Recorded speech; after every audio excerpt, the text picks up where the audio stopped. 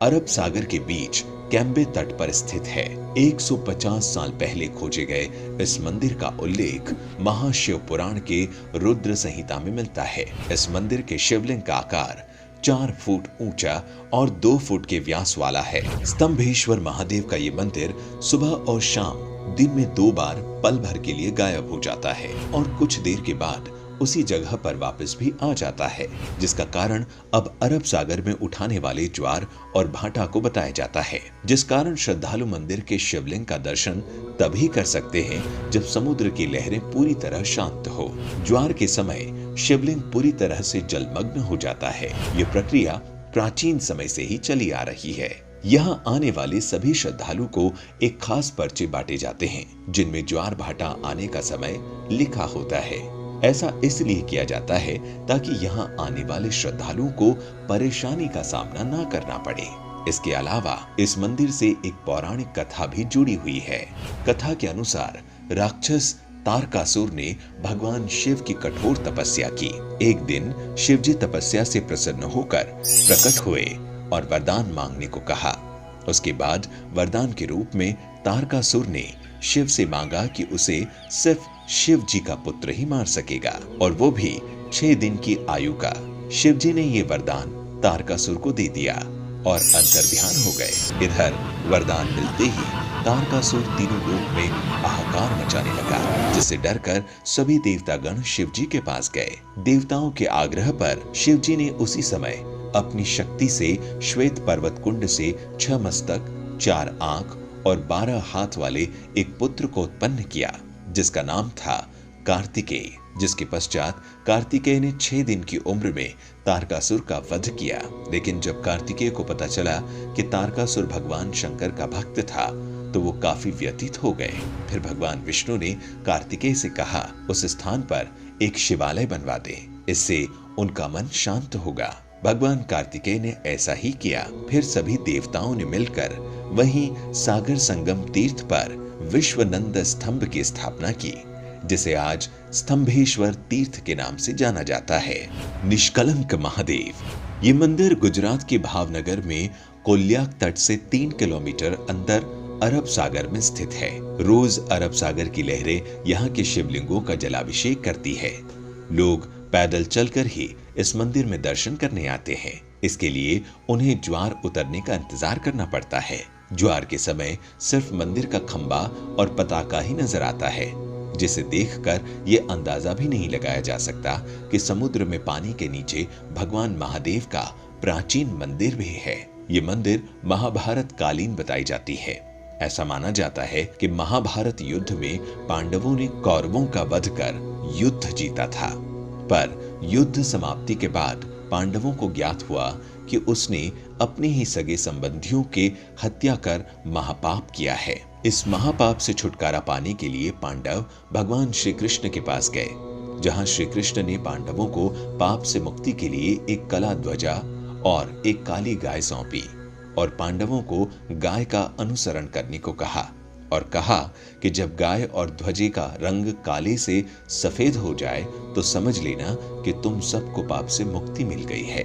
साथ ही श्री कृष्ण ने पांडवों से ये भी कहा कि जिस जगह ये चमत्कार होगा वहीं पर तुम भगवान शिव की तपस्या भी करना।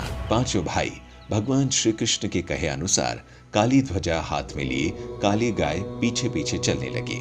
इसी क्रम में वो सब कई दिनों तक अलग अलग जगहों पर गए, लेकिन गाय और ध्वजा का रंग नहीं बदला। पर जब वो वर्तमान गुजरात में स्थित कोलियाक तट पर पहुंचे तो गाय और ध्वजा का रंग सफेद हो गया।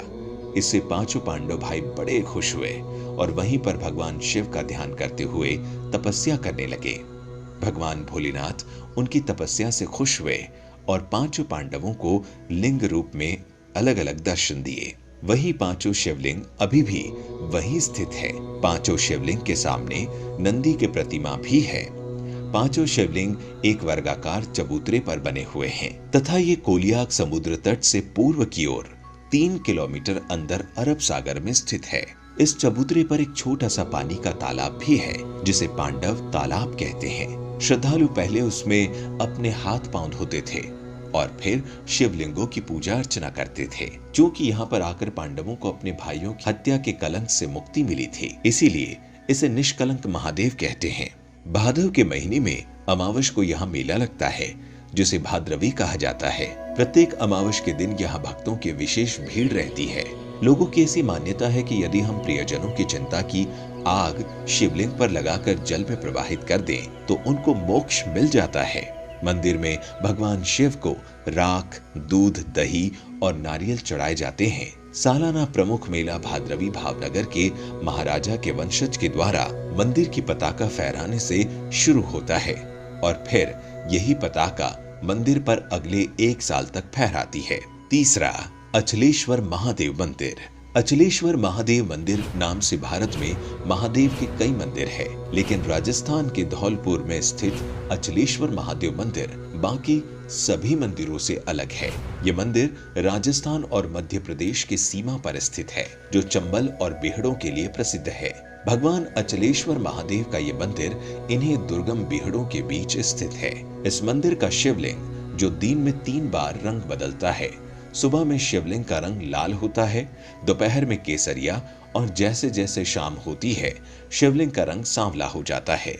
इन रंगों के बदलाव के रहस्य को कोई नहीं जानता।